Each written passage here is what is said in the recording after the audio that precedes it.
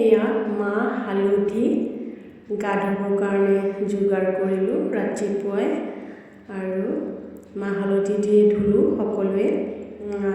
তাৰপিছত আপোনালোকলৈ বুলি চিৰা জলপান পিঠা লাড়ু আগবঢ়ালোঁ। ৰঙালী বিহুৰ সকলোকে শুভেচ্ছা জনালোঁ। Happy Rongali Bihu everyone.